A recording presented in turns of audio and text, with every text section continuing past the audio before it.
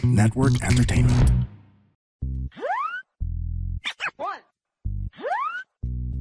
two, three. Welcome everyone sa panibagong episode ng Machong Chismisan. Kasama niyo pa rin po Makoy para your showbiz bro, yung corporate slave at ang yung resident macho next door. At kasama natin, pinakamabangis, pinakamalakas, Tito P! Hayop ka. Okay ba, Tito P? Tito P, her Okay ba? take Tito. Okay ba bagong intro, Tito P? Tito P! Okay naman. Pasado. Okay yan, okay yan. Pwede.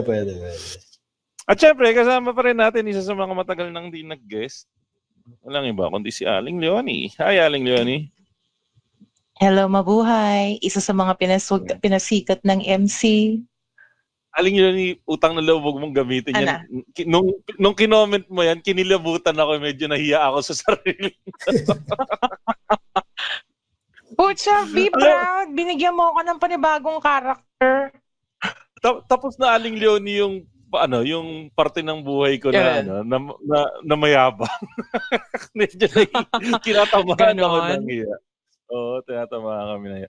Pero anyways, kami nga po pala guys ang inyong Machong Chismisan. Kami po ang inyong longest running comedy podcast sa buong Pilipinas. At kami po ang inyong twice a week source of happiness dito sa podcasting world. Speaking of matagal, Tito P, Aling Leonie. Aling Leonie, mga ilang buwan ba? Mga 2 buwan, 3 buwan kang hindi nakapag-guest? Mga ganun, no? Parang ganun. Rough estimate. Yeah. Ganun, kasi parang ganun din, Tito P. Saka Aling Leonie, mga 2 months or 3 months ago, nag-announce tayo na may bago tayong segment, di ba? Tatandaan mo ba yun, Tito P? Sa sobrang tagal, natatandaan mo pa ba? O nakalimutan mo na rin? Yung ABG. Hindi, abag. Ako ba? Ay, tama ba yung video ba? Kita mo sa sobrang tagal, nakalimutan. Ikaw, Aling Leonie, natandaan mo ba? Yung title ng segment? Oo. Kasi, Oo. Ako ba ay gago? Ako ba ang gago? Ako ba ay gago? ABG. Ayun. Ngayon, hindi na ako masa na may susulat, Tito P, Aling Leonie. Pero meron tayong, nag-check ako, may sumulat. Natuwa naman ako. At ito'y dumaan sa yung message ay dumaan sa Facebook page ng Machong Chismisan. So, para din sa mga hindi nakakapakinig ng episode kung saan in-announce ko yung episode na to, pwede kayong mag-message sa Machong Chismisan page, mag-email sa Machong Chismisan email, machongchismisan@gmail.com. At tatanungin ko kayo, Tito P, Aling Leonie. Aling Leonie, magaling ka ba magpayo? Ano? Magaling ako magpayong. Hindi kasi, I'm assuming na magaling ka magpayo kasi magulang ka na eh. You're a parent. So, yung mga parents, di ba yung mga anak sa'yo lumalapit for advice? Oh no, not my son. Reality lang, hindi. Pero pakialamera akong tao sa anak ko. Pero di ba nung naging parent ka, kahit papaano, ina-analyze mo yung situation kung halimbawa yung anak mo nagsumbong na ganito. Ina-analyze mo na sino ba yung gago sa sitwasyon na to? Kamusta ba yung pag-a-analyze mo ng mga ganyan, Aling Leonie? Mag-a-analyze analytical skills mo? Oo, paano ba? Depende kasi sa sitwasyon eh. Pag talagang kupal-kupal naman yung sitwasyon na kinasadlakan, sinong lesser evil? Ay, puta, lesser evil ang labanan dito. Eto si Tito P. Tito P, ikaw, magmula ba nung in-announce natin tong episode na to, medyo sinasharpen up mo na yung analytical skills mo at saka yung advice giving skills mo? Di na kailangan. Ang sinasharpen niya, guillotine. Ang sinasharpen niya, guillotine tsaka yung close niya. Di na kailangan, pre. Sanay na ako. Marami akong pariwarang mga kaibigan eh. So, batak na ako magbahay. Anyways, ito na. Babasahin na natin. Natural no? Natural lang. Ito, babasahin ko na guys yung kauna-unang sulat natin para sa Ako Ba Yung Gago? ABYG na episode ng Machong Chismisan. At ang una nating letter sender para sa episode na to ng Ako Ba Yung Gago. Ironically, ay ang pangalan niya ay si Bogart. So sumulat siya just a few days ago. Ito na. Dear mga macho, hindi nasama si Aling Leonie, baka kasi akala niya hindi magiging si Aling Leonie. So, dear mga macho, isasama na kita Aling Leonie. Wow. At Aling Leonie. Sexing Aling Leonie. Ako nga po pala si Bogart. Yan, si Bogart. So, ang sabi ni Bogart, machong chismisan, ako ba yung gago? At the age of 30, ngayon pa lang ako nagkaroon ng sarili kong kotse. Medyo late ba yun, Tito P, Aling Leonie? 30 para magkaroon. Hindi naman. Sakto lang, no? Sakto lang. Hindi. Ako nga, walang kotse. Ikaw kasi, Aling Leonie, baka hindi mo makita yung need. Pero yung iba kasi kailangan sa lifestyle. Pero going around the room, ang age na 30 hindi late para hindi pa yan late para magkaroon ng kotse. Actually, parang yan yung mga saktong age no? May ibang either kasi dapat may trabaho ka na by 30. Iba nga namamatay na walang sasakyan. Kumbaga may source ka na. Kanya. Ayun. Tama si Tito P, yung iba namamatay na walang sasakyan. Pero yun, sige, tuloy natin yung sulat niya. Sabi niya, pangarap ko talaga to, matagal na. So, yun nga, magdedepende kung talagang pangarap mo o hindi. Siya kasama sa pangarap niya. So, medyo masaya ako na at the age of 30, nagkaroon ka agad siya. Kung kotse pangarap mo, parang kailangan mong ayusin yung priorities sa buhay. Uy, hindi naman, Tito P. Siyempre, kanya-kanya tayong priorities. Kung malay mo, deprive siya talaga nung bata niya. Bata siya, na yun yung isa sa target niya. Pinapangarap mo maging successful gusto niya magsasakyan, sa buhay. meron ba siyang parking lot? Utangin na yun naman tayo.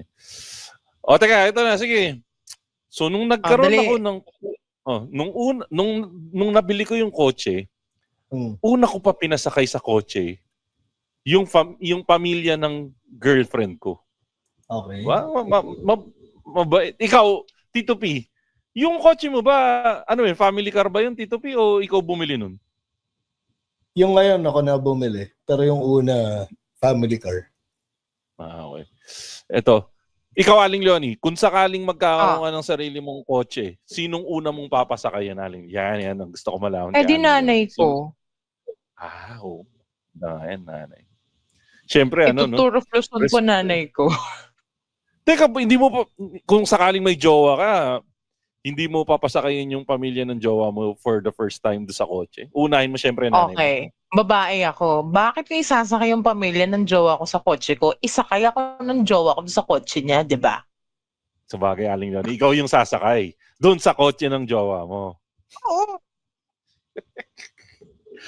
Okay. Pero ito, maganda, parang pinapakita niya na love na love niya talaga yung girlfriend niya, saka yung pamilya ng girlfriend niya. Kasi ang una nga niyang sinakay yung pamilya ng girlfriend niya. Tuloy natin yung sulat. Okay. Tito P, Aling Leonie, malaki yung biniling sasakyan. 7-seater kasi yung nabili kong sasakyan. Malaki ang pamilya SUV. malaki ang SUV to malamang o kaya baka Innova, no? Ang Innova 7-seater no? Hindi niya kasi sinabi Ano ba yung Innova? Saan siya nagpo-fall na category? Minivan? Hindi MPV, multi-purpose Naka-off ka, Tito P. Hoy, naka-off microphone mo. Naka-mute ka, Tito P. MPV. Yan. MPV, multi-purpose vehicle lang. Yun nga, multi-purpose vehicle nga. Anyways, ikaw yung nag-suggest, hindi. Tuloy natin. Tuloy. Malaki ang pamilya ng girlfriend ko. Kaya iilan lang ang nakasakay, pero palitan namin sila pinasyal. Wait. Puputa. Paano malaki? Ito na nga sasabihin. 10 kasi sila sa pamilya. Okay. Kaya salitan sila nakasakay sa kotse. So, technically, hindi nga talaga kasya kasi yun nga, 10 ang part ng family. Siguro halo-halo na yung kapatid, nanay, tito, na close-knit family sila. Hindi sila nagkasya doon sa 7-seater. So, ang ginawa nga daw, parang shifting yung ginawa. Parang minsan siguro may sasama, minsan may hindi sasama. Ganon. Sabi ng papa niya, sana daw, van na lang ang binili ko. Pag ganun, paano mararamdaman yun? Di ba uso yun sa matatanda, yung medyo hindi iniisip yung comment. O baka naman sobrang close lang talaga sila nung father ng girlfriend. Maintindihan ko kung close sila eh. Pero... Ilan taon na ba sila ng jowa niya? Teka, email ko aling yun tapos hintayin na lang natin sumagot. Sige, okay. Willing to wait. Hindi ba sinabi? Baka mamaya sa dulo, hindi ko pero feeling ko matagal-tagal na siguro sila. Kung 30, tapos medyo close na siya sa family. Pero irregardless kung matagal na sila nung girlfriend niya. Simula tayo dun sa sa paano ba yung tono, tsaka ano yung context. Kasi tama. No, kung tipong palambing lang, no, parang sana, binili mo na lang 10. Kaya lang, ang problema kasi, nagko-comment siya ng ganun para mag-benefit yung pamilya niya. Oo nga. Nandun siya sa sitwasyon na yun eh. Ba't niisipin niya ibang tao? Sila yung nandun, di ba? Sabagay. Tuloy na natin yung sana van na lang ang binili ko para daw kasya lahat. Parang ito na yung hinahanap yung konteksto. Medyo kumupal mode si Daddy. Ang sabi ni Daddy, parang kotse ko pa daw ang magiging dahilan ng pag-aaway nila ng pamilya nila. Kasi di sila kasya lahat. Di ba siya sumakay? Tama. Kasi Tito P. Aling Leonie, ito yung isa pang item na kailangan nating malaman. Wala kasi silang kotse. Okay. Nakikisakay na nga lang sila. Typical mahirap na pamilya. Oo nga, no? Actually, diba, alam mo yung actually, Tito P, sorry, cut lang kita. Yung lao na nakatungtong sa kalabaw. Exactly. Ang ganda nung pagkakasabi ni Tito P. Wait lang, bago may tuloy. Ramdam na ramdam ko magiging anti-por na itong episode na to. Disclaimer lang. Hindi, ito kasi may isang experience na sobrang recent na nangyari sa kapatid ko, Tito P, Aling Leonie. Yung kapatid ko, meron siyang pinapaupahan na mga kwarto sa amin sa Malabon. Okay. Hindi naman ganun ka ganda yung kita, maliit lang yung upa doon and everything. May umalis na isang tenant. Tapos nung pinost niya, may lumapit na Grab rider po, Lalamove rider po ako. Makikisuyo po sana na makitira kami kasi pinalayas kami sa ganito sa bahay namin. Yung kuya ko, hindi siya ganun ka well off pero dahil sa turo sa amin ni Mang Hedy, naantig yung puso niya. Pinatira niya. Okay. Tapos lumipas ang 1 buwan, 2 buwan. Hindi pa rin nagbabayad. Tapos inabandon na yung babae nung lalaki. Hindi nagpapakita yung lalaki. So kinausap niya yung babae na ano mang gusto mo mangyari. Sabi, uwi na lang daw sa probinsya. Yung kuya ko, nagpakabait na naman. Binigyan ng pamasahe. Hindi. Binilan niya ng ticket ng barko. Okay. Gusto ko yung yung binilan ng pamasahe. Hindi, binilan niya ng ticket ng barko. Hindi, kasi pag binigay mo pamasahe, delikado yun eh. Delikado yun, pre. Hindi mo alam saan pwedeng gamitin yun. Kaya para sigurado, siya yung bumili ng ticket. Tama. Dumating ang araw ng biyahe, ipinagrab Paglisan. Ipinagrab pa. Ganun kapait ang aming pamilya.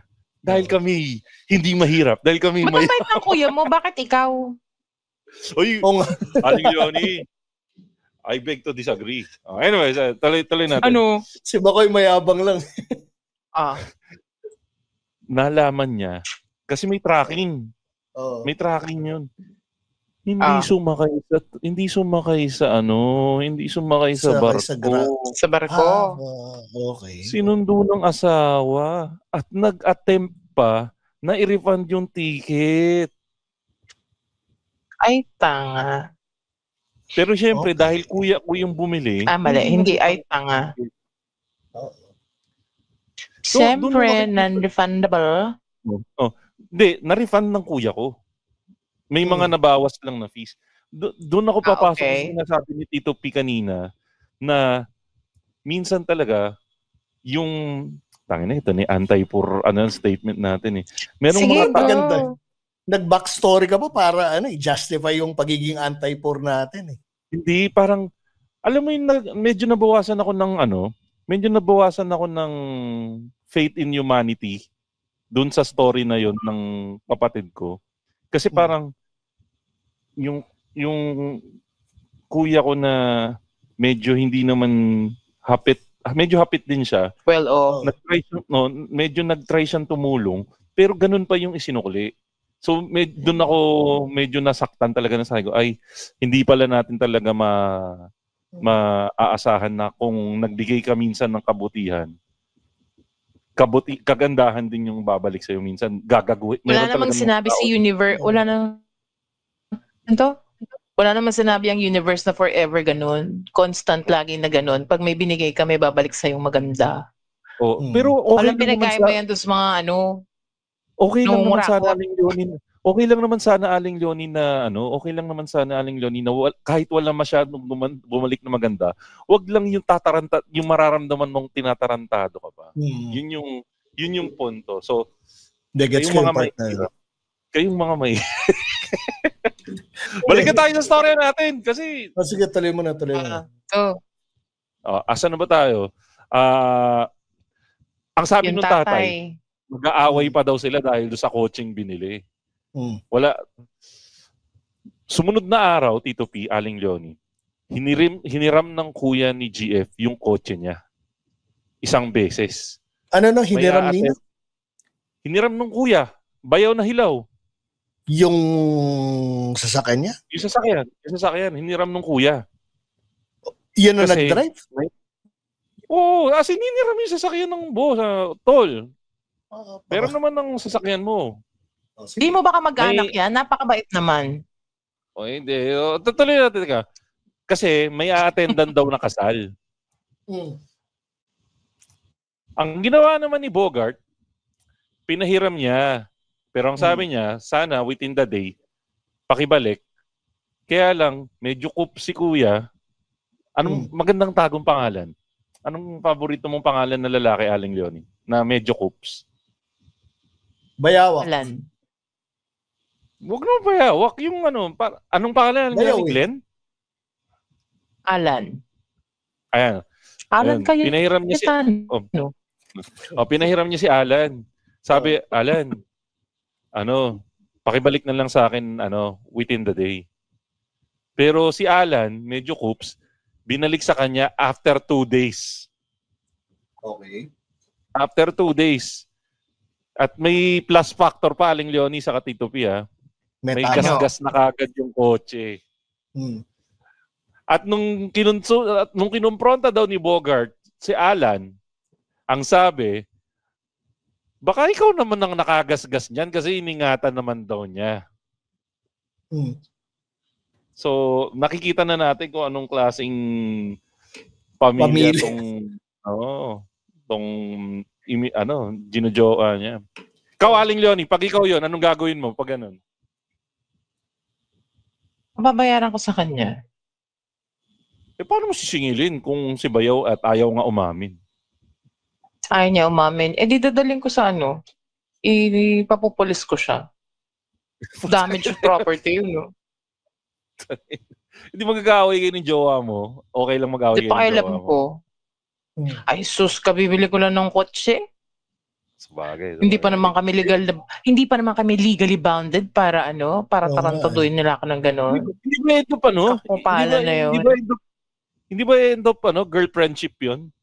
Hindi na kayo magiging, mag-girlfriend nun? I think you have to end it na, no? Kapag ganun.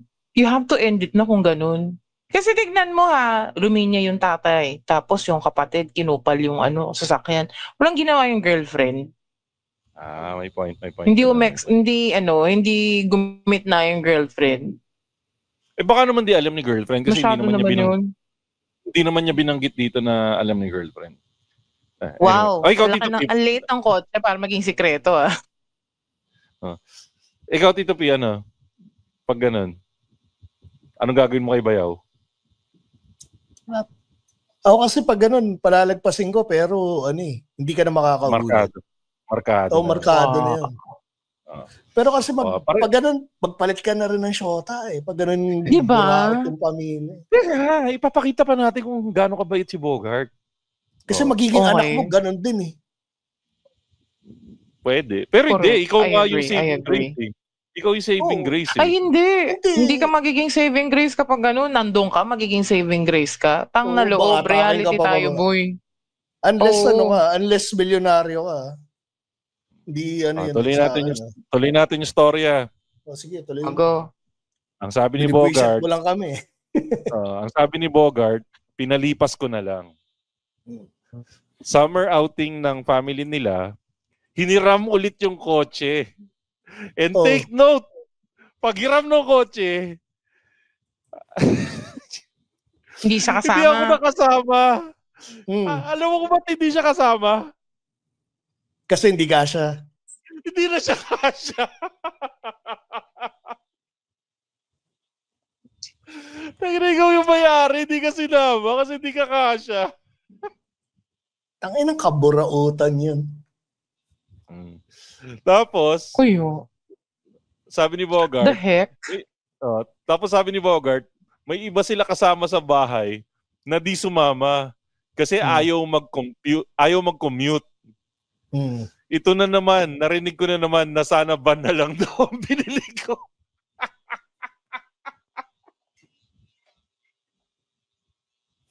Alam mo, pag tagal-tagal na ito, si Bogart yung aawayin ko eh. Alam mo, tanga rin tong si Bogart eh. Ang problema, Tito P, ang tanong dito, hindi itong episode na to, hindi ako ba yung tanga? Ako ba yung gago? Hindi. So, tapusin natin. Hindi ka gago, tanga ka po, taragis. Hindi pa natin uhusgahan si Bogart. Hindi. Tangina, markado na siya sa akin. Tanga ka. Oo, tama. Hindi ka gago. Tanga ka. O at least na-establish na natin sa gitna. Nahusgahan na namin siya. Na-establish na natin na tanga si Bogart. Ngayon, na-establish na nating tanga siya. Alamin natin kung gago siya hanggang matapos yung story na to. Let's go. Okay. Palalain mo. Pagbalik galing ang outing, nag-aaway na pamilya nila. Kasi may mga nainggit, hindi sumama, tapos nagsumbatan na. Pati ako nadamay, sabi ni Bogart. Pati daw siya nadamay. Akala daw niya matatapos na yung issue nila doon. Kaya lang naulit pa. Kasi ito na naman, di ba 10 sila sa pamilya, Tito P, saka Aling Leonie. Gusto daw ng ate ni GF na gawing bridal car yung kotse niya. Take note, hihiramin, hindi re-rentahan. Pero nagkataon, Tito P, Aling Leonie, na nung araw na yon, hindi pwede yung kotse ni Bogart. Oo. Kasi may susundin niya yung kuya niya sa airport. Oo. So nahati na siya between his own family and family ng girlfriend niya.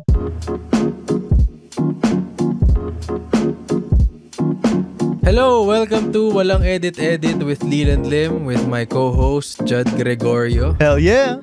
This is a new podcast where we talk about funny, unfiltered conversations, talk about dreams, passions, ambitions, fears, Plans of revenge. Mostly that. So if you want to tune in, this is powered by the Pod Network Entertainment. So listen to us on Spotify. Thank you. Again, ito, pasok ulit tayo sa sitwasyon.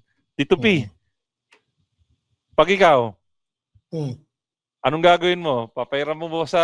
Kasi ito kasal medyo warranted to para sa akin. Kasal once in a lifetime to Yung pag-uwi ni kuya, pwede namang mag-grab naman siya Bakit? Kasal ba niya yun? Una. para sa kasal, gagamitin mong bridal car 7-seater. Oo, Di, sino tama. Oh? Hindi pang No? bridal car yun. Ito meron akong kaibigan na ginamit nilang bridal car, bus. Kasi yung business nung Isa ate sa niya, couple. Aha.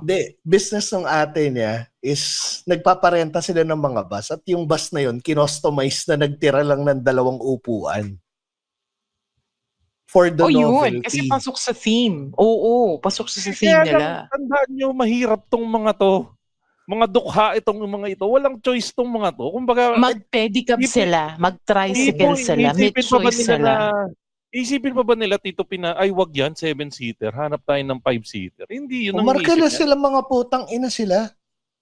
yung mga mahirap nga, Nagplano-plano Tito sila P. ng kasal. Oo nga, edi yung mahirap sila na patay gutom. Hindi, una sa lahat, hindi mo kailangan ng bridal car sa kasalang bayan. Hindi, gago. Kung mahirap ka talaga, lumugar ka sa tama. Again, it takes, ang pinakamalupit na mga ang pinakamalupit na mata pobre yung galing sa hirap. So mga putang ina nyo. Akala ko Tito P, ang pinakamalupit na mata pobre ay si Tito P. Tito P. Mga putang ina nyo, kung wala kayong budget, huwag kayong choosy. Huwag kayong mag-bridal huwag ipilit na ba? Kakainis. Ito na yung sagot. Gusto nyo malaman kung ano yung sagot nung ate nung sinabi niya na hindi ipapahirap. Sana 10-seater. Ang damot mo naman, Bogart. Shadow. Tito Pito naman pala. Kasi sasabay daw naman pala yung family doon sa bridal car. Kaya... hindi bridal car yun. Hindi bridal car school yun. Bus. Service. Tuloy natin.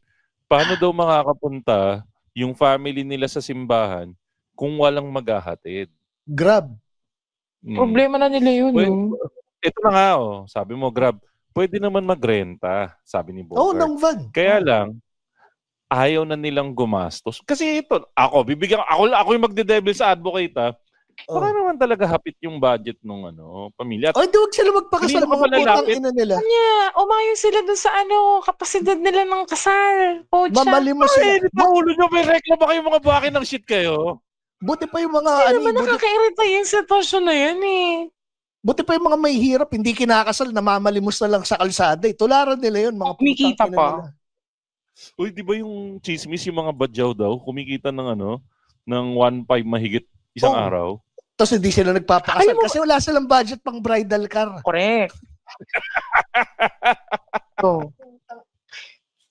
Pero sumasakay sila ng jeep. Yung pangrenta nila ng bridal car, pambibili na nila ng cellphone.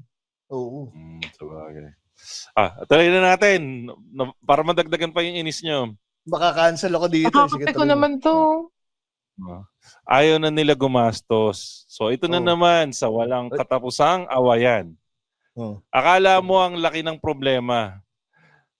Ito na si Bogart In fairness kay Bogart, nagkakayagbadoodles na si Bogart Nakatikim lang ng sumakay sa kotse. Nakatikim lang sila na sumakay sa kotse ko. Ayaw nang magsi-commute. Kita nyo, medyo pumapalag na si Bogart. Tapos, eto na naman, Tito P. Sinisi na nila ako at kotse ko, kaya daw sila nag-aaway.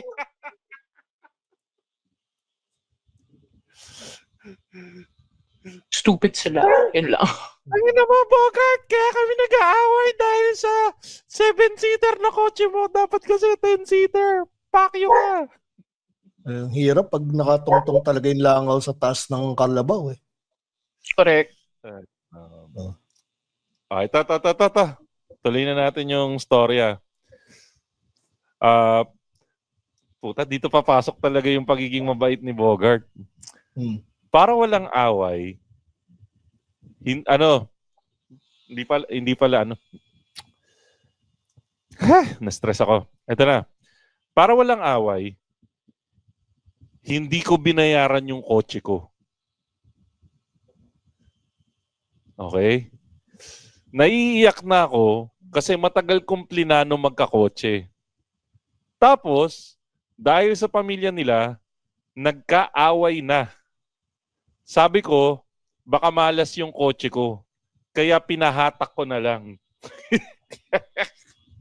So, at least tama nga yung basa natin kanina pa na medyo tanga nga tong si... Anong medyo? Tanggalin mo yung medyo, patanga ng patanga habang tumatagal yung kwento. Major. Nako. Yung pangarap pa lang na magkakotse, tangina, katangahan na yun to begin. Well, ako magdi-disagree ako sa iyo doon. Kasi kanya-kanya tayong pangarap dito. Ano bang against mo sa pagpangarap na magkaroon ng kotse? Additional expenses at saka masyadong mababaw yung kumangarap ka na rin, taasan mo na, hindi kotse. Ikaw kasi ano ka? Privileged ka. Oh, sige, pasok tayo kay Aling Leonie. Aling Leonie, ikaw ba sa buong buhay mo, hindi ka ba nangarap magkakotse? Hindi. Hindi. Wali ka ng Pero may kotse ako dati. So alam ko yung feeling. Pero hindi siya yung topmost priority ko ngayon. Pero ang gusto ko lang ipunto dito, para sa isang tao na hindi pa naka-experience makapag-ari ng sariling kotse. Sa mga nakikinig sa Machong Chismisan, posible yan eh. Sa isang tao na nagko-commute araw-araw, sa isang tao na nauulanan, naiipit sa traffic, walang masakyan, hindi malabo mangarap silang magkakotse. So baka nandun sa level na yun si Bogart. Umabot na rin naman sa puntong pangarap na magkabahay, magkakotse. Pero alam mo yun, at some point, pagkakuha mo ng kotse, marirealize mo, sobrang babaw pala nung pangarap mo. Saka expense yun eh. Yung marirealize mo na gastos eh. Teka, tuloy natin yung katangahan ni Bogart. Sabi ko, baka balas lang yung kotse, kaya pinahatak ko na lang. Sa totoo, Tito P, saka Aling Leonie, kaya ko naman bayaran kaya ko bayaran sa totoo lang. Pero umpisa pa lang, napakagulo na. Makikita mo talaga yung totoo nilang pag-uugali. So yun yung comment niya dun sa pamilya. Eto na. So pinabatak niya na nga yung kotse, Tito P, Aling Leonie. Which is another tanga move, ha? Oo nga, may tanga talaga. Akala ko natapos na. Oo. Natahimik na kasi wala nang kotse. Kinausap daw siya ng tatay. May humabol pa. Pinipilit na nila, actually hindi lang yung tatay, yung buong pamilya. Pinipilit na nila si Bogart bumili ng van na kasya yung 18 na katao. Bakit magne-negosyo na sila? Hindi, in fairness nag-promise naman daw sa kanya yung pamilya na pag binili yung van na pang 18 na katao, hulaan nyo ano yung promise. Mag-aambag sila pambayan.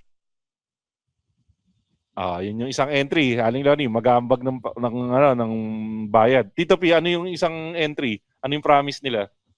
Isasama na siya sa outing. Ang lame ng puta. My God, so lame. Re-ren ako Bogart, bili ka na ng 18-seater na van. Promise. Kasama ka na sa susunod na outing. Hayop. Sobrang hayop. Yung isa, pakinggan natin yung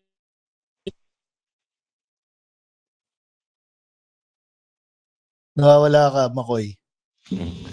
Aling Leonie, ayan, okay na. Ayan, ulitin mo, wala ka man na. Aling Leonie, kunwari ikaw yung jowa ni Bogart, i-reenact natin. Haning Leonie. Yun ba tawag sa'yo? Ano? Haning Leonie. Gago. Honey. Sabi ng tatay mo, bumili daw ako ng van. Pamalit dun sa 7-seater. Ano bang may papangako mo pag binili ko yun? sama-sama na tayong, sasakay sa van. Hindi, yung sabi mo, magbabayad kayo, yung mag-aambag kayo. Okay. Take 3. Di na, okay na. Ito na. At ang tamang sagot ay, ang sabi, ay hindi na daw sila mag-aaway-aaway. Promise, hindi na kami mag-aaway-aaway pag bumili ka ng 18-seater na van. Yun ang promise sa kanya. Say. Kasi daw, sure na daw nakasya na yung buong pamilya nila.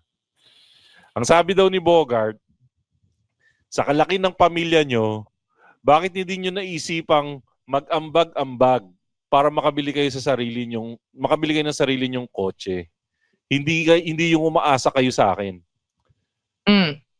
Kasabi daw nun, in fairness yun, at least may maganda ring sinabi si Bogart. Kayo ba yun din ba ang sasabihin nyo kung sakaling umabot na kayo sa puntong pigang-piga na kayo? Hindi ko na paabutin dun. Parehas kayo ng sagot. Ay, ako. Anyways, ito yung tuloy. Di sinabi nga niya na gano'n, na mga gago kasi kayo, mag-ambag-ambag kayo para makabili kayo ng sarili nyong van. Dami-dami nila, di ba? Pagkasabi daw niya nun, saka siya nakipag-break sa girlfriend niya. Buti naman. Siya yung nakikiusap na wag ako makipag-break. Yung girlfriend. So, siya ng girlfriend, oo. Pero tama naman, di ba, na mabuti umalis ako sa ganong kagulong pamilya. Mababaw ba ang dahilan? Tito Piso, sorry. Simula pa lang, dapat tinigil na niya. Anya? Teka, bago kayo mag-comment. Walang ibang papatol sa kanya. Tapusin muna natin yung letter. Patapos na yung letter para dire-diretso tayo sa discussion. So, ang sabi niya, pero tama naman, di ba, na mabuti umalis ako sa ganun kagulong pamilya. Mababaw ba ang dahilan ko dahil sa kotse at maingay na pamilya ng GF ko kaya ako nakipag-break? At sino ba talaga ang may kasalanan na hindi sila magkasya sa sasakyan ko? At ito yung pinakahuli, Tito P, Aling Leonie, Makoy, ako ba yung gago? So, unang-una, bago natin himayin ng todo-todo, though hinihimay na natin kanina pa, gusto namin magpasalamat ng buong puso kay Bogart para sa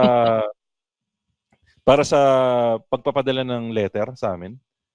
At dahil dyan, bibigyan ko si Bogart, Tito P, ng Machong Chismisan Watch. Dahil meron pang natitira mga 11 piraso dito eh. So, Bogart, mag-reply ka lang dun sa message mo nung details mo para maipadala ko sa'yo yung Machong Chismisan Watch. Ngayon, tapos pag nag-reply siya, imbitahin mo ng live, ha? Ay, subukan natin. Kung gusto mo rin mag-join ng live para mapagalitan ka namin, join ka na lang din. Pero ito, pasok tayo ngayon dun sa story. Tinanong nga, ako ba yung gago? Yan. Ako, isa sa nakikita ko dito, ang una ko sasabihin kay Bogart, sana inuna mo muna makipag-break bago mo ipahatak yung kotse, di ba? Sana hindi na pinahatak yung kotse. Hiniwalayan na lang niya. Pero siguro ang isang tanong dito, the whole scenario na nagkakagulo-gulo ng ganun, pinagtatanggol kaya siya ng girlfriend niya? Yun kasi hindi nasabi sa storya yun eh. Kasi baka mamaya pinagtatanggol naman siya ng girlfriend niya.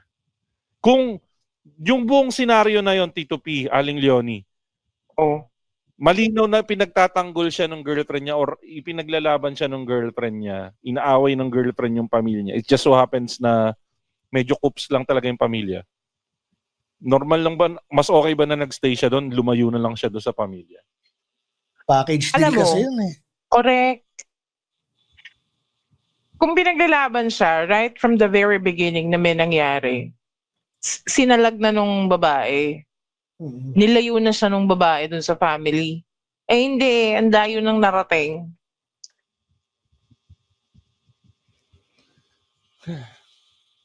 Stress kasi, no? Kasi ang problema kasi, mas problema pag naikasal na siya doon eh, no? Mas mahirap nang kung mawala kung papasok ka sa toxic na family setup na gano'n, no? Pangit ba siya? Wala bang ibang pumapatol sa kanya? Kaya pinagtiyagaan niya yun? Well, wala pa ako nakitang Bogart na pangit. Kasi wala akong si kaibigan Humphrey na Bogart yung Bogart, pangalan. gwapo yun, no? Si Uy, Humphrey Bogart, gwapo yun. Wala nga ako sinabi na sinabi na wala akong nakikita pang Bogart na pangit. Okay. Sorry. May kamala ko ng dinig. Mapanghusga. Ikaw, Tito P, ano masasabi mo dito? Yun nga, parang dapat hindi na nyo pinalalim yung problema nyo to begin with eh. Correct. Yung simula pa lang, red flag na yan eh. Isipin mo yung... Ilagay natin sa sitwasyon na halimbawa ganito. Anong tawag doon sa mahaba ng relasyon? Long-term relationship. Long engagement. Hindi, tama na yung long-term relationship na ito. Palagay na natin ano bang definition ng long-term ngayon? 3 years? Mahaba na ba yun? 5. Sige, 5. Kung 5 years sila, pero nung nag-5 years sila, doon pa lang siya naging legal sa pamilya. Tapos doon pa lang siya nag-interact. Kasi sa mga first parts ng relationship... Para maging legal. Hindi, malay mo, estudyante nung una or baka long distance din sila or baka galing sila sa ibang bansa, pag-uwi dito, saka pa lang siya. Ang punto ko lang dito, paano kung long-term relationship na kayo tapos saka pa lang kayo nagkapakilanlan sa pamilya? I-give up mo kagad yung love of your life o yung jowa mo just because pangit yung pamilya? Pwede namang ilayo mo siya doon or hindi ka na lang makipag-interact doon sa pamilya. Hindi, pero the mere fact na hindi niya kayang i-manage, yun pa lang yung problema. Alam mo, ang tawag sa nawala ka yun. Ang tawag dun sa ganong sitwasyon, binigyan ka ng universe and chance mag-isip. Sa bagay. Kumbaga parang pinapakita na sa iyo ng universe na ito ang future na pamilyang mapapasok mo. Huwag mong panghinayangan yung past eh. Kasi yung past andyan yan para bigyan ka ng lesson eh. Yung future ang panghinayangan mo kasi kung yung magiging kinabukasan mo makakasama sa'yo, di ibig sabihin, hindi ka nakikinig dun sa sa sinasabi sa'yo ng universe na ilayo mo na sarili mo sa kapahamakan. So yun ang mga final entry natin. Pero ito na yung kailangan nating sagutin. Kasi ito yung title nung ito yung title nung segment na to eh.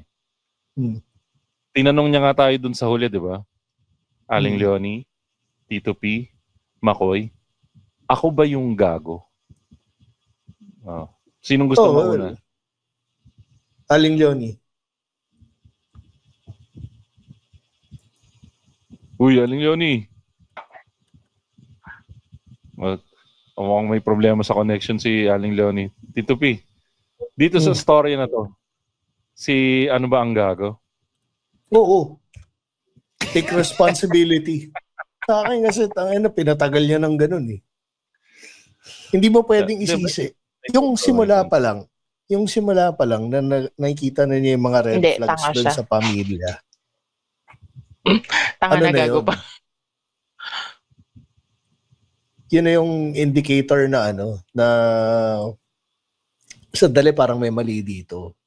Tapos yung hinayaan niyang tumagal ng tumagal, hindi mo na pwedeng ipasa yung pagkakamali dun sa pamilya ng babae. Kasi na yan eh, from the point na sinabihan siya ng tatay na siguro kumuha ka na ng van tapos yun sa kapatid. Parang, yung palang, na yan no? Mali na yan eh. Kumbaga lahat ng nangyari sa kanya, puro self-inflicted wounds na yan eh. Ako, Tito P. Ito kasi Aling Leonie. Aling Leonie, andiyan ka na ba ulit? Si Aling Leonie, tingin ko kamag-anak ni Aling Leonie yung mga nakikisakay sa van eh. Pangit ng internet. Anyways, ako, dito, bago kasi akong sumagot, ginugil ko yung ibig sabihin, Tito P, ng gago. Oh. Ang gago is a Tagalog word. Gago is a Tagalog word. Translates to, eto Tito P, maganda ka kung anong translation ng gago, ha? Stupid, fool, or idiot in English. Moronic. Dagdag mo pa yung moronic. Oh. Imbecile.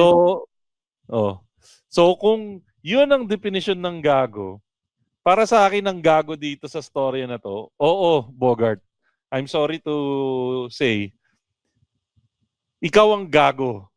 Ikaw ang gago sa storya na to. Kasi nagpatong-patong na nga lahat ng kagaguhan na ginawa mo. Number one, gago yung pamilya. Pero ikaw yung pinaka-ultimate gago dito. Kasi number one, nakuha mo na yung pangarap mo, which is yung kotse, na kanina pa namin pinagtatalunan ni Tito P at ni Aling Leonie kung tamang desisyon nga yun. Sa mata nila, medyo kagago-gago na yun ang pangarap mo. Sa mata ko naman, okay lang na yun ang pangarap mo. Pero ang gago is the mere fact na tinanggap mo lahat nung basura na ibinato sa'yo nung pamilya nung ex-girlfriend mo. At isa pang kagaguhan na ginawa mo, pinabatak mo yung kotse pero makikipag-brake ka din pala. Diba? Parang yun yung isa sa parang kagaguhan na bakit mo pa pinabatak kung makikipag-brake ka rin naman pala? Anong sense? Pero tinitingnan ko yung sulat eh. Sinabi niya baka kasi wala na siyang pambayad talaga. Hindi, malinaw nga na sinabi niya, Aling Leonie, kayang-kaya niyang bayaran eh. Kayang-kaya niyang bayaran. Pero ang nakita ko lang dito... Pwede mo naman, alam mo ikaw, Makoy, pwede mo rin sabihin kaya mong bayaran ng utang ng Pilipinas. Kaya mong sabihin yun. Ang tanong, hindi, kaya mo bang gawin? Magbabase tayo syempre doon sa facts na binigay niya dito sa letter. We're taking everything na as fact. So, doon sa sinabi niya, ang decision niya is hindi niya nabayaran, pero kaya niyang bayaran. Kasi nga, ang tingin niya, malas yung sasakyan. So, yun yung factor kaya niya binitawan. The mere fact na naniniwala siya sa malas sa kaswerte, gago na siya doon. Kayo ba naniniwala pa? Sinabuyan na lang niya ng asin dapat. Yun. Ipa-bless mo. Di ba? Kung talagang naniniwala ka na malas yun. Ito, na siya mag-coach si Aling Leonie, since nandito. Aling Leonie, tinanong ka rin kasi ni Bogart eh. Aling Leonie, tinatanong ni Bogart, siya daw ba yung gago dito sa storya na to? So, anong take mo? Gago ka na, tanga ka pa. Yun lang. Bad combination yun. Very vile, yun, combination. Ay, nako. Anyways, ayun. So, sa unang episode ng sorry Bogart, di ko alam kung pagkatapos ng lahat ng sinabi namin, susulat ka pa ulit sa akin para i-claim yung relos. Pero at least kahit gago ka, ibibigay ko pa rin yung relos, mag-message ka lang dun sa same email mo. Kailangan mo lang ibigay. Dahil tinawag kang gagong tanga sa ere. Pero padala mo lang yung address, number, saka, ano pa ba yung kailangan? Name, address, saka number. Kung saan namin papadala yung relos. Saka yung 7-seater mo sasakyan. Oy, teka! Kung meron pa kayong ibang... Ano yan, Tito P? Feeling ko pagkatapos ito, wala na magsusulat eh. Hindi, meron pa rin. So, kung meron pa kayong ibang storya, again, pwede kayong mag-email machongchismisan@gmail.com o kaya i-PM nyo na lang sa Facebook page ng Machong Chismisan. It's Machong Chismisan. Or pwede rin sa social media pages namin, Machong Chismisan sa lahat ng social media platforms. Tito P, may gusto ko bang batiin?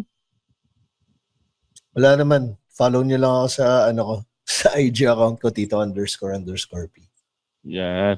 At si Aling Leonie, may mga gusto ko ba i-promote or gusto kong batiin? Wala akong babatiin. Kayo na lang. Hi guys, it's nice to see you again. Yung mga teacher ng anak mo, di ba sabi mo nakilala ka? Hindi mo sila babatiin?